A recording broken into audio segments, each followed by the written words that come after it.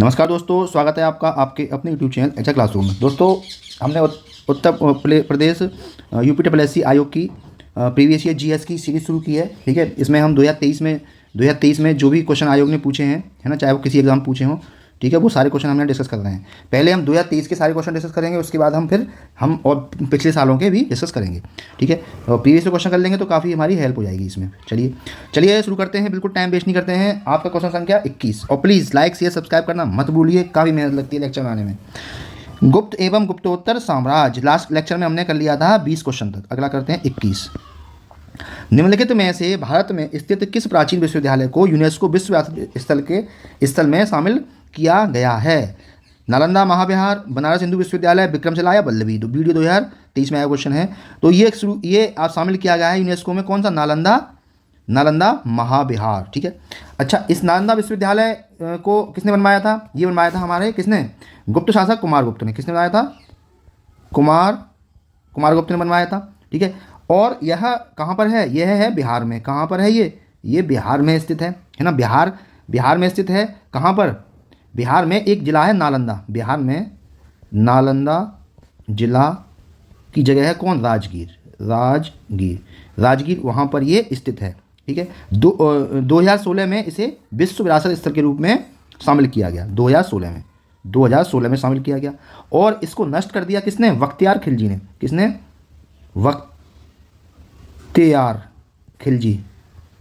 बख्तियार खिलजी ने इसको नष्ट कर दिया 1200 में। ठीक है। तो सबसे ज़्यादा इंपॉर्टेंट कौन कौन चीज़ें हैं? पहली बात, ये कुमारगुप्त ने बनवाया था। दूसरा, ये बिहार के नालंदा जिले के राजगीर नामक स्थान पर है। तीसरा, 2016 में इसे यूनेस्को में विश्व विरासत स्थल के रूप में घोषित किया गया। और बख्तियार खिलजी ने 1200 ईस्वी में इसे नष्ट कर दिया।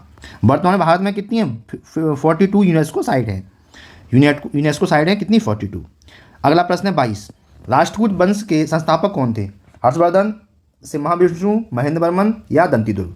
तो राष्ट्रकूट वंश के संस्थापक कौन थे? दंतीदुर्ग थे। कौन थे? दंतीदुर्ग। इनकी राजधानी कौन सी थी? इनकी राजधानी थी आपकी मान्यखेत। इनकी राजधानी थी मान्यखेत। ये कहाँ पर है? ये आपका है सोलापुर महाराष्ट्र। ठीक है, महाराष्ट्र में है। ठीक है। अच्छा, दूसरी बात कि जो एलोरा का जो मंदिर है, एलोरा में एक मंदिर है कैलाश मंदिर। इसका निर्माण किसने कराया था? राष्ट्रकूट शासक कृष्ण फर्स्ट ने करवाया था। राष्ट्रकूट वंश के ही शासक थे आपके कौन?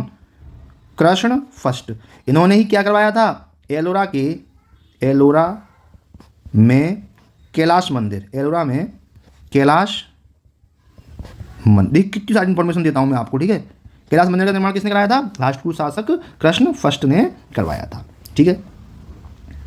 अच्छा, एक बार और, जो एलिफेंटा गुफाएं हैं उसका निर्माण भी राष्ट्रकूट शासकों के समय में ही किया गया है। ठीक है।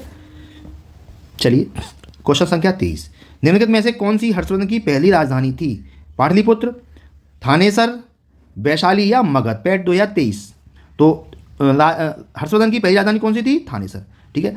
इनका भाई था राज्यवर्धन, है ना, उनकी मृत्यु हो गई तो हर्षवर्धन थानेसर गद्दी बैठे और इन्होंने शशांक को पराजित करके कन्नौज पर अधिकार कर लिया था। ठीक है। शशांक ने इनकी जो सिस्टर थी उनको बंदी बना लिया था, है ना। डिटेल में जाएंगे तो काफ़ी बड़ी कहानी है ये, लेकिन आप ध्यान रखिए, हर्षवर्धन की पहली राजधानी क्या थी? हर्षवर्धन की पहली राजधानी थी थानेश्वर ही बोलते हैं कुछ लोग इसे। समुद्रगुप्त की प्रशस्ति संस्कृत में एक कविता के रूप में किस कवि द्वारा रचित थी, जिसे इलाहाबाद में अशोक स्तंभ पर अंकित किया गया था? भारवी, भास, हरिसेन या बाणभट्ट। तो ये थी आपके हरिसेन के द्वारा रचित। हरिसेन ने समुद्रगुप्त की प्रसिद्धि को ये किस में लिखा था? ये था संस्कृत में था। ठीक है। अच्छा, इसे अशोक स्तंभ पर अंकित किया गया था। ठीक है। किस पर अशोक किया गया था? अशोक स्तंभ पर अंकित किया गया था। ठीक है। अच्छा, ये किस शैली में लिखा गया था? ये पेपर ये भी आया है ना, ये किस शैली में लिखा गया था? तो ये लिखाया गया था चंपू शैली।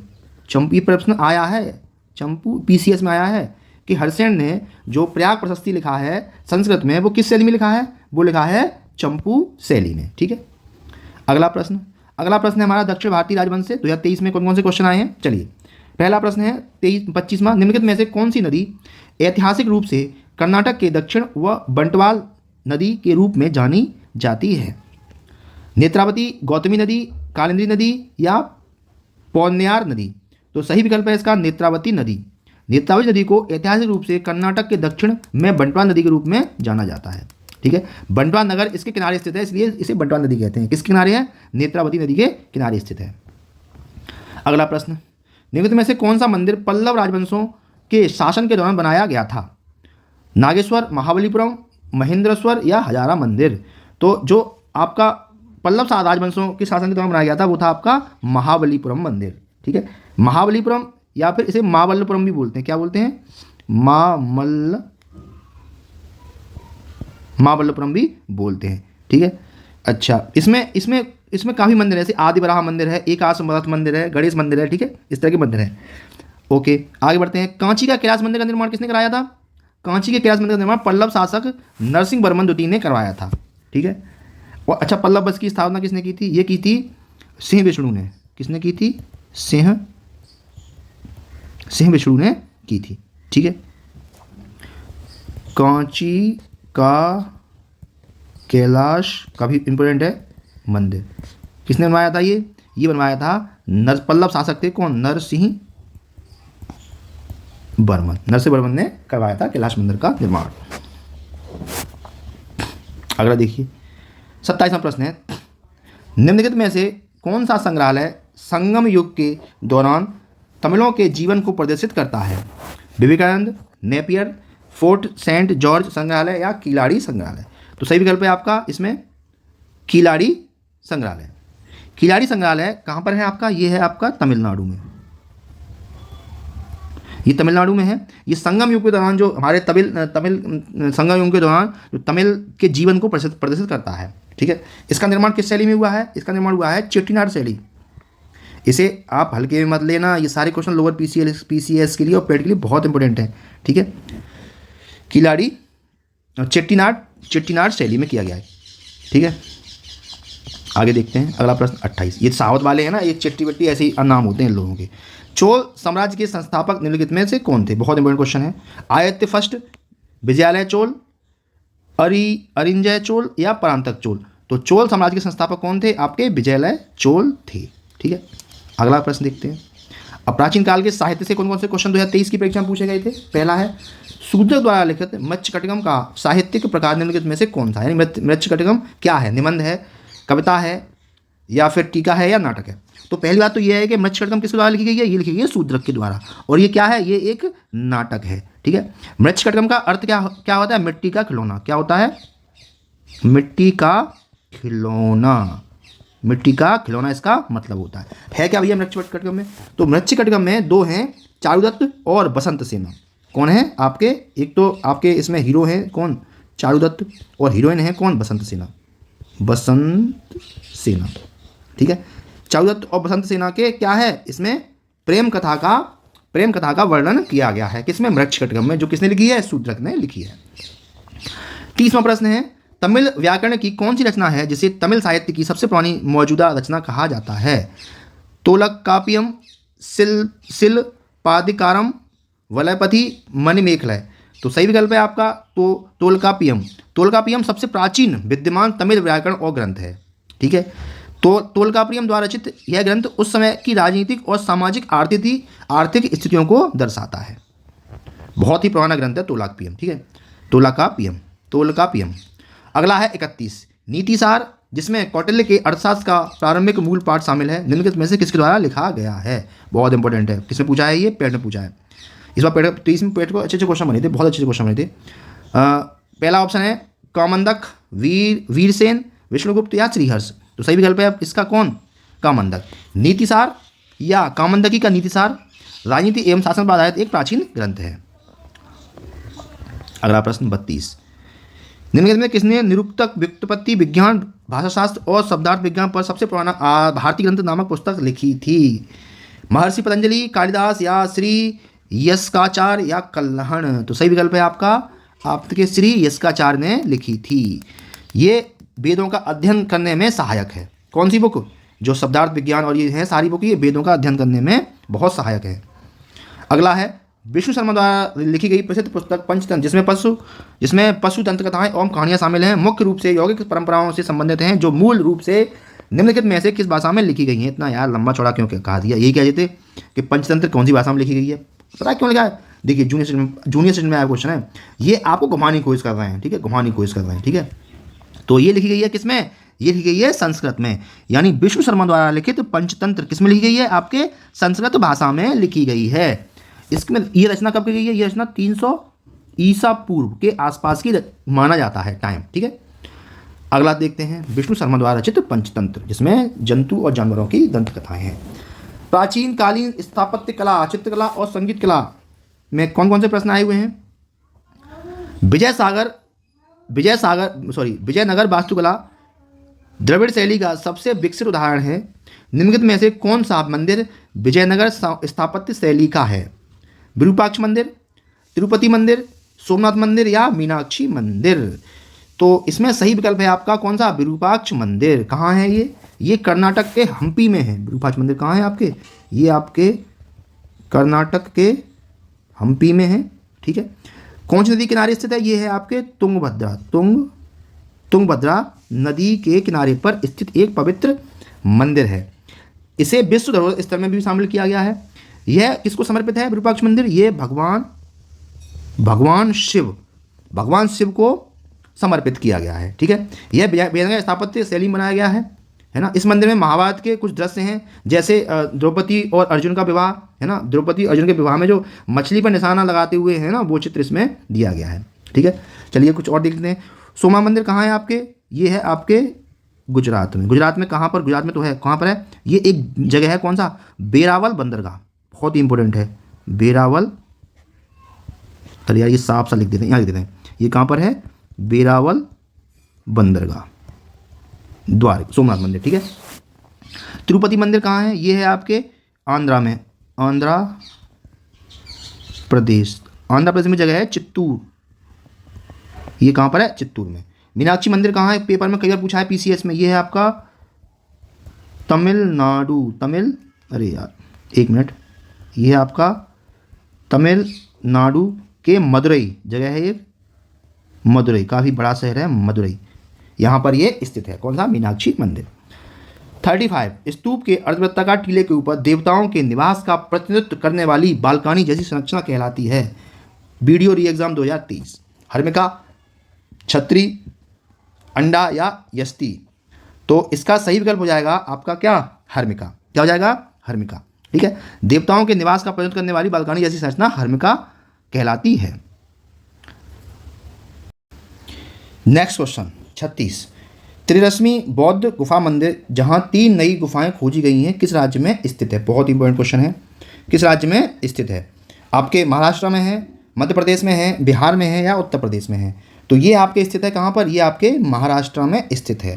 त्रिरश्मि बौद्ध गुफा मंदिर महाराष्ट्र के कहाँ पर स्थित है, ये आपके नासिक, ये आपके महाराष्ट्र के नासिक में स्थित है, जहाँ आज अभी मतलब ASI भारतीय पुरातत्व सर्वेक्षण द्वारा खोजी गई हैं, है ना। त्रिरश्मि गुफाओं को पांडवलेनी गुफा भी कहते हैं। क्या कहते हैं, पांडवलेनी गुफा भी कहते हैं, जो 25 गुफाओं का समूह है, ठीक है। क्वेश्चन संख्या 37, निम्नलिखित में से कौन सा एक अनुचित युग्म है, ठीक है। हम्पी स्मारकों का समूह विजयनगर साम्राज्य, बिल्कुल सही है। लिंगराज मंदिर कहाँ है, किसने बनवाया था, सोमवंशी राजवंश, सही है। खजुराहो मंदिर चोलों ने बनवाया था, नहीं।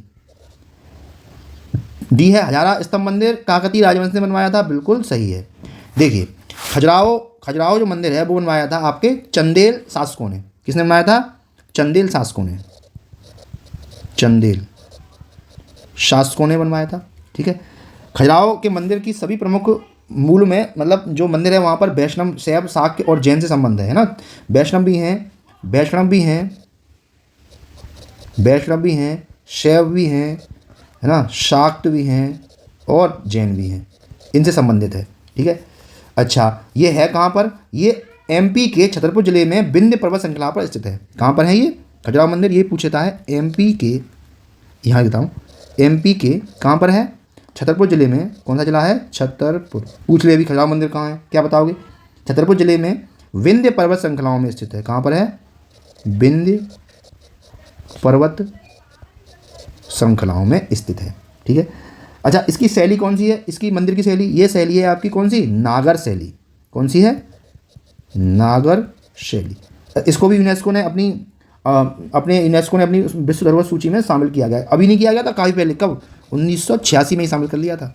ठीक है, आगे बढ़ते हैं। अब करते हैं मध्यकालीन इतिहास से कौन कौन से प्रश्न हमारे यूपीएससी ने पूछे हैं। चलिए, दिल्ली सल्तनत, गुलाम वंश, खिलजी वंश, तुगलक वंश, इन सब वंशों से आपके क्वेश्चन कौन कौन से आए। पेट में आया 2023 में क्वेश्चन कौन सा है। खिलिज खान दिल्ली का शासक था, निम्नलिखित में से किस राजवंश से संबंधित था। तुर्की राजवंश से संबंधित था खिलिज खान, या फिर तुगलक से था, या फिर सैयद से था, या लोधी राजवंश से संबंधित था। तो खिलिज खान जो दिल्ली का शासक था वो सैयद राजवंश से संबंधित था। सैयद राजवंश कौन सा वंश था, ये आपका 4th वंश था, किसका, दिल्ली का। ठीक है, अच्छा एक बात और है, जब तैमूर लंग था, उसने जब भारत पर आक्रमण किया तो खिलिज खान को ही है ना, ये खिलिज खान है ना, इस खिलिज खान को ही मुल्तान का गवर्नर के रूप में इसको स्वीकार किया था, नियुक्त किया था। उसके बाद उसने 1414 में दिल्ली पर आक्रमण करके, दिल्ली पर कब्जा करके और फिर सैयद वंश की नींव डाली। ठीक है, तो ये जो खिलिज खान था, ये किसका चेला था, आपके तैमूर का चेला था, ऐसे याद रख लो। ठीक है, 40 क्वेश्चन सिख धर्म से संबंधित क्वेश्चन कौन कौन से आए हैं। देखिए, पहला ही क्वेश्चन वीडियो में 2023 में पूछा गया है। अपने संदेश के प्रचार प्रसार के लिए हिंदी का प्रयोग करने वाले प्रथम भक्ति संत निम्नलिखित में से कौन थे। बहुत इंपॉर्टेंट क्वेश्चन है। कबीर, तुलसीदास, दादू या रामानंद। तो कौन थे, ये थे आपके रामानंद। हिंदी का प्रचार प्रसार करने का जो हिंदी में प्रथम जो प्रचार प्रसार किया वो किसने किया, रामानंद जी ने किया। रामानंद जी के बारे में कुछ और देखे थे, है ना। ये मध्यकालीन भक्ति आंदोलन के कवि थे, मध्यकालीन भक्ति आंदोलन कवि थे। इन्होंने राम भक्ति की धारा को समाज के प्रत्येक वर्ग तक पहुंचाया। कौन थे ये, राम भक्त थे।